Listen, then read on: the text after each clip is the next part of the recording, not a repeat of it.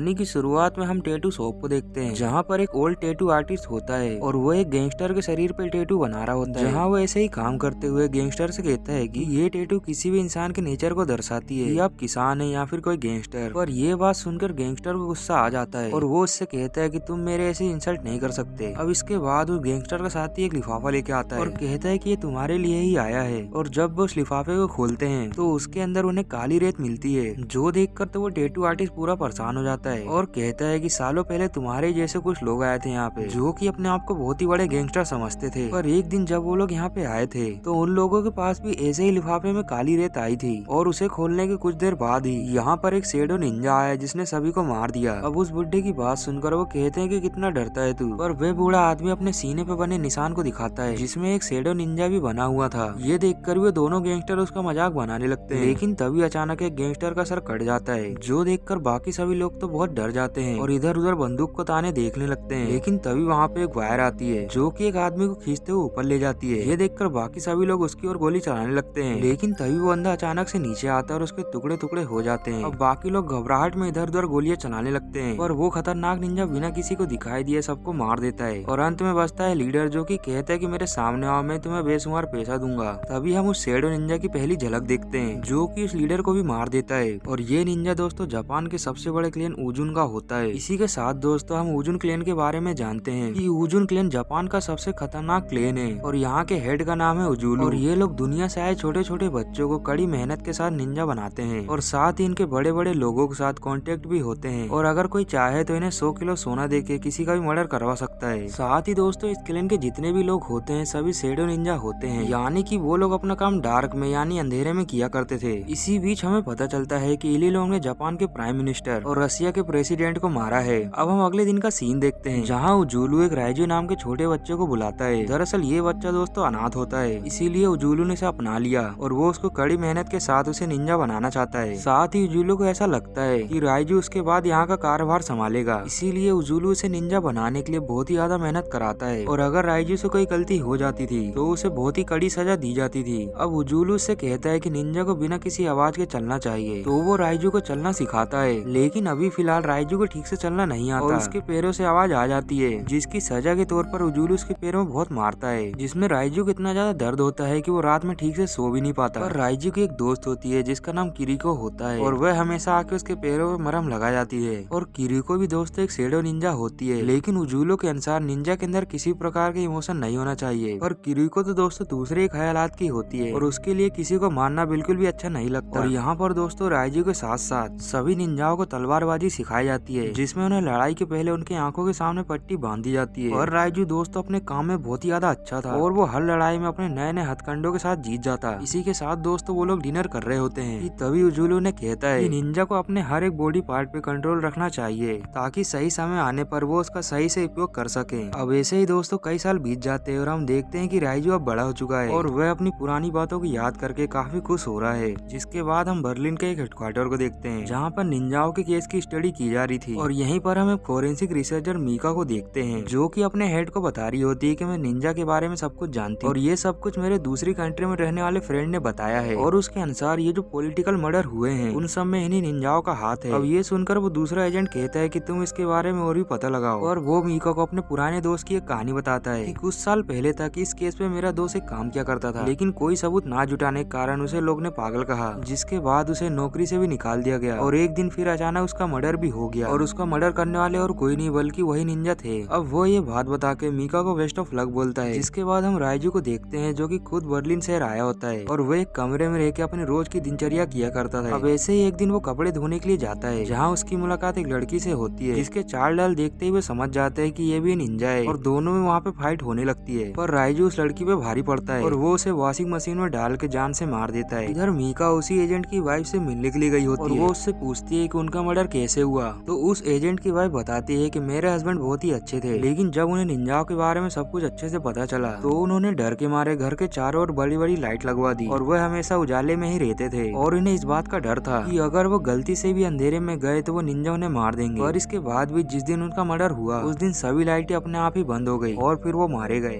अब मीका उस एजेंट के बारे में और भी ज्यादा रिसर्च करने लगती है, लेकिन तभी वहाँ पे उसका दूसरा साथी एजेंट आता है और वो उसी एजेंट यानी कि मोसलो के बारे में पूछने लगता है कि वो कैसा आदमी है, या फिर कोई ऐसी बात जो तुम्हें पता हो, जो कि तुम्हें मोस्लो के अंदर देखने से अटपटी लगी हो। लेकिन मीका कहती है कि ऐसी कोई बात नहीं है, बल्कि वो तो नॉर्मल है और हम दोनों साथ में काम करते हैं, मुझे बस इतना ही पता है। अब वो एजेंट वहाँ से चला जाता है, लेकिन उसके जाते ही मीका जाके सब कुछ मोस्ले को बता देती है, जो सुनकर मोस्ले कहता है कि हम जो काम कर रहे हैं वो बहुत ही ज्यादा रिस्की है, तो हमें अपना हर अगला कदम फूक फूक के रखना होगा। लेकिन जब मीका शाम को अपने घर जाती है तो देखती है कि वहाँ की सारी लाइट बंद है और वहाँ पर एक लिफाफा रखा होता है, बिल्कुल वैसा जैसा कि मूवी के स्टार्ट में देखा था। तभी अचानक कोई निंजा उसके ऊपर हमला कर देता है, जिससे वो बचने के लिए एक जगह छुप जाती है और तभी वहाँ पे दूसरे निंजा की एंट्री होती है और वो पहले वाले निंजा को मार गिराता है। और ये दोस्तों राइजू ही होता है। और राइजू ने ऐसा क्यों किया, इसलिए हम उसका पार्ट देखते हैं। ये एक मिशन के दौरान राइजू की उजुलो के साथ कहा सुनी हो गई, जिसमें राइजू को ही मारने का ऑर्डर दिया गया और राइजू ने सबका जमकर मुकाबला किया, जिसमें वो काफी घायल हो गया था और इसीलिए उसने अपनी जान बचाने के लिए पानी के अंदर कूद गया। उस दिन राइजू की जान तो बच गई, लेकिन उसके अंदर उस दिन से गुस्सा भर गया और तब से ही वो उजुलो के खिलाफ काम करता है, लोगों की जान बचाता है। अब ये लोग वहाँ से बचने के लिए एक होटल में जाते हैं और वहाँ जाते ही वो अपने कपड़े चेंज कर लेते हैं, और ऐसा इसलिए क्योंकि निंजा के सूंघने की ताकत बहुत ज्यादा होती है और वो सूंघते सूंघते यहाँ पे भी आ सकते हैं। अब मीका अपने साथी मोस्ले को फोन करती है और उसे पूरी बात बता देती है, और राइजू का नाम सुनते ही मोस्ले तो खुश हो जाता है, क्योंकि उसे तो ऊपर से ऑर्डर मिले थे कि वो राइजू को गिरफ्तार करे, तो ये तो उसके लिए सुनहरा मौका होता है, इसलिए वो उन दोनों को मिलने के लिए बुला लेता है। लेकिन वहाँ जाते ही वहाँ पे ढेर सारे पुलिस वाले आ जाते हैं, काफी कोशिश करने के बाद वो राइजू को बंदी बना लेते हैं, जिसके बाद उसे जंजीरों में बांध के जेल में डाल दिया जाता है। लेकिन तभी मीका को सच्चाई पता चलती है कि इन सब के पीछे मोस्लो का ही हाथ है, तो वो जाके सीधा ही मोस्ले से पूछ लेती है कि तुमने ऐसा क्यों किया। तो वो कहता है कि उसकी जान को अभी खतरा है और फिलहाल जेल से उसके लिए कोई अच्छी जगह नहीं है। अब मीका जाके राइजू को पानी देती है, लेकिन राइजू कहता है कि इसका कोई फायदा नहीं है, क्योंकि अभी थोड़ी देर में निंजा यहाँ पे आते होंगे। अब ये सुनते ही जल्दी से जाके मीका अपने साथियों को बताती है, लेकिन तभी अचानक वहाँ की लाइट चली जाती है, जिसके बाद हम देखते हैं कि वहाँ पे ढेर सारे निंजा आ गए होते हैं और वो बड़ी बेरहमी से पुलिस वालों को मारने लगते हैं। इधर मीका जब ये सब देखती है तो जल्दी से भागती हुई राइजू के पास जाती है और वह जंजीरों से उसे फ्री कर देती है। लेकिन तभी राइजू मीका को कहता है कि तुम बाहर चली जाओ, जिसके बाद वो अपनी पूरी ताकत लगा के निंजा से लड़ने लगता है, जिसमें वो सभी लोगों को लगभग मार देता है। पर अभी भी एक निंजा ऐसा होता है जो कि राइजू को मारने वाला होता है, लेकिन तभी वहाँ पे सही वक्त में मीका आ जाती है और उस निंजा को कार से हिट करके मार देती है और वो राइजू की जान बचा के वहाँ से भाग जाती है। अब ये दोनों फिर से उसी होटल में चले जाते हैं, जहाँ राइजू की हालत बहुत गंभीर होती है। तभी मीका उसका शुक्रिया अदा करती है, जिसके बाद वो एक ट्रिगर को ऑन करती है ताकि उसके साथियों को पता चल जाए, यानी कि मोस्ले और उसकी टीम को, और वह जल्दी से यहाँ पे आके इन दोनों को ले जाएं। और इससे पहले कि ये लोग वहाँ पे पहुँच पाते, वहाँ निंजा आ चुके होते हैं और वो लोग राइजू को उठा के अपने साथ लेके चले जाते हैं। इधर पुलिस जब तक वहाँ पहुँचती है तब तक वहाँ पे सिर्फ मीका ही होती है, जो कि अपने साथियों को बताती है कि राइजू को वो लोग ले। इधर राइजू को पकड़ के उजुलू के सामने लाया गया होता है, जहाँ उजुलू से आखिरी मौका देता है और कहता है कि माफी मांग लो तो शायद मैं तुम्हारी जान बच दूं। और राइजू कहता है कि ऐसा कभी भी नहीं होगा। अब ये सुनकर उसके हाथ पैर बांध दिए जाते हैं और उजुलू कहता है कि आज हम इसे गद्दारी की सजा देंगे, जिसके बाद वो उसके पेट में जोर जोर से मारने लगता है और राइजू जोर जोर से चिल्ला के तड़प रहा होता है, पर वो फिर भी हार नहीं मानता। इसी दौरान वहाँ पे एंट्री होते है मोस्ले और उसके साथियों की, जो कि इन सब पे फायरिंग करने लगते हैं और तभी मौका पाके मीका आके जल्दी से राइजू को फ्री करती है। तब तक इधर मोस्ले और उसके साथी काफी लोगों को मार गिराते हैं। अब फ्री होने के बाद राइजू वहाँ जाता है जहाँ पर वह बचपन से ट्रेनिंग किया करता था, और आज उसकी फाइट उसके साथियों के साथ ही होती है, जिसके साथ उसने बचपन से ट्रेनिंग की है।